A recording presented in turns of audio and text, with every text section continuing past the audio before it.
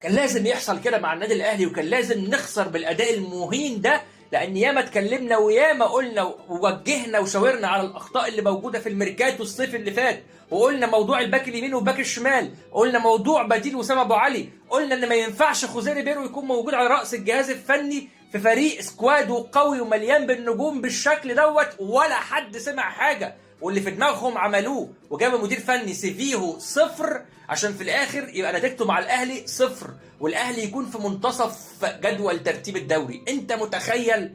في منتصف الجدول، احنا بقينا فريق منتصف جدول بعد 4 ولا 5 جولات.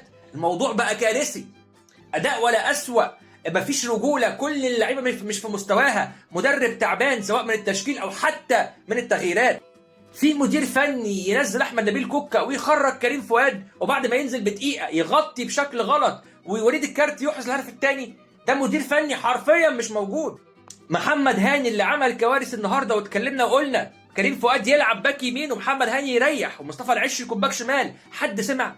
رسائل مهمه جدا من جمهور النادي الاهلي النهارده في المدرجات لكابتن محمود الخطيب وللعيبه. مفيش مجال للانتظار، مفيش مجال تقول هستنى او هشوف خوزيه ريبيرو هيعمل ايه، ان لم تكن هناك اقاله عاجله. فيعني الموضوع هيبقى كارثي حرفيا، خصوصا مع الجماهير، مش هيستحملوا يشوفوا خوزيه ريبيرو تاني على الخط بيدرب النادي الاهلي.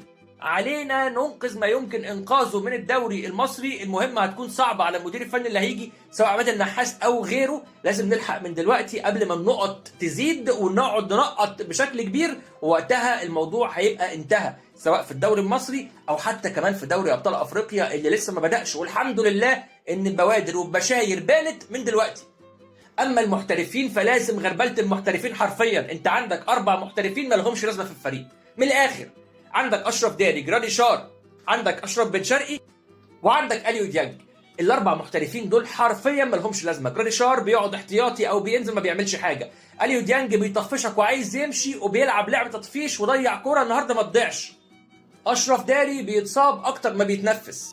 اشرف بن شرقي كيرفو خلاص نزل وما اعتقدش ان هو راجع تاني. المحترف الوحيد اللي يكون موجود ويستحق ان هو يكون موجود محمد بن رمضان. الحقوا النادي الاهلي قبل فوات الاوان وقبل ضياع الموسم. كابتن محمود الخطيب لازم تسمع لصوت الجماهير، لانه فعلا الجماهير عندها حق في كل كلمه بتقولها.